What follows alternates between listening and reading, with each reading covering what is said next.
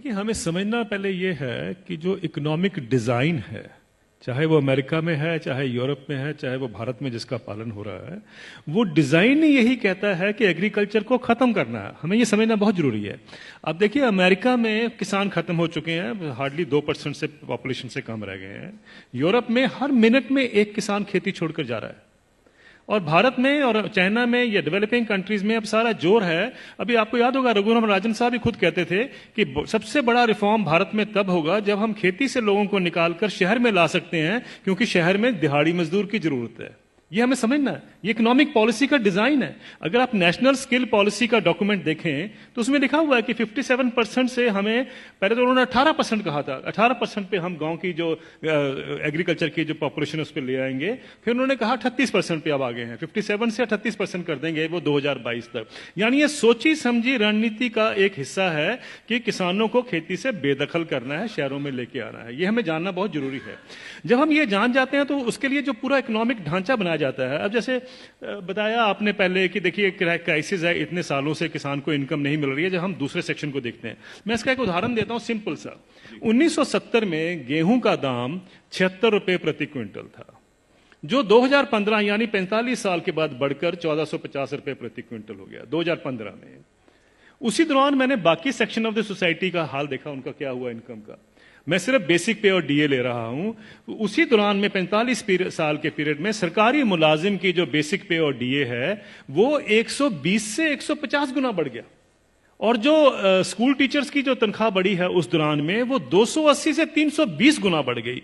और जो कॉलेज के यूनिवर्सिटी प्रोफेसर्स हैं उनकी तनख्वाह 150 से 170 गुना बढ़ी है उस 45 साल के पीरियड में। किसान की जो इनकम है, जो गेहूं के दाम से या धान के दाम से आप नापेंगे, वो 19 गुना बढ़ती है।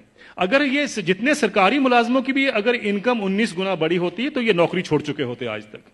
प्रॉब्लम यह है कि किसान का हक क्या बनता है। अगर हम 45 साल के बाद जब उसको 1450 रुपए मिले थे, अगर मैं 100 गुना भी उसकी इनकम बाकी इनकम पैरिटी के नॉर्म से चलता हूं, तो उनकी इनकम जो है या उनका मिनिमम सपोर्ट प्राइस जो है वो 7600 रुपए प्रति क्विंटल बनता था।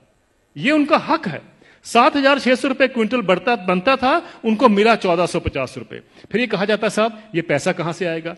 कभी आपने पूछा जब कॉर्पोरेट को पैसा दिया जाता है कहां से आएगा? कभी आपने पूछा 7वां वेतन आयोग का पैसा कहां से आएगा? 7वां वेतन आयोग जब सारे देश में फैलाया जाएगा, अभी तो सिर्फ सेंट्रल गवर्नमेंट का है, तो क्रेडिट स्विस बैंक की स्टडी कहती है 4,80,000 करोड़ रुपए हर साल एडिशनल खर्चा होगा। किसी ने नहीं पूछा कि पैसा कहां से आएगा। किसी ने नहीं कहा कि फिस्कल डेफिसिट बढ़ जाएगा। आप किसान को 2 लाख रुपए दे दीजिए, 2 लाख करोड़ रुपए अनाउंस कर दीजिए साल का देंगे, हाहाकार मच जाएगा इस देश में। अरे ये पैसा व्यर्थ जा रहा है, ये लोग डिजर्व नहीं करते हैं, ये सारा कुछ होगा, फिस्कल डेफिसिट बढ़ जाएगा। लेकिन इंप्लॉइज के लिए किसी ने कहा फिस्कल डेफिसिट बढ़ जाएगा? ये सारी इकोनॉमिक नीतियां हमें जानने की जरूरत है। ये किस तरीके से डिजाइन बनाया गया है कि किसान को हम गरीब का गरीब ही रखें, और ये पॉलिसी कितने दशकों से चलती आ रही है, सब सरकारें इसमें सम्मिलित हैं। अब आपका जो सवाल था कि ये क्या कारण है, इसका कोई बीच का रास्ता भी हो सकता है। बीच का रास्ता हम क्या ढूंढते हैं, मुझे एक छोटी सी बात बता दीजिए। जब आपका इनकम मिलती है, 7वां वेतन आयोग मिलता है या किसी को भी अपनी इनकम मिलती है, तो क्या कभी किसी ने सोचा है कभी किसान को कभी हाउस रेंट मिला हो, कभी एजुकेशन रेंट मिला हो, कभी हेल्थ अलाउंस मिला हो, कभी बच्चों के लिए मेडिकल अलाउंस मिला हो? किसानों को क्यों, ये क्या किसान नहीं क्या इस सोसाइटी में रहते हैं? सुप्रीम कोर्ट के जो ऑफिसर्स हैं उनको 21,000 रुपए कपड़ा धोने के लिए मिलता है हर साल का। डिफेंस वालों को 20,000 मिलता है हर साल का कपड़ा धोने के लिए, कपड़े धोने के लिए। और वो लड़ाई कर रहे हैं आजकल, डिफेंस वाले कह रहे हैं कि साहब सुप्रीम कोर्ट वालों को ज्यादा क्यों मिलता है, हम तो बॉर्डर पे रहते हैं। मेरा यह सवाल है, क्या किसान के पास कपड़े नहीं होते धोने को? कभी आपने सुना है कि किसान के कपड़े के लिए 20,000 रुपए भी कभी उसमें ऐड किया गया हो?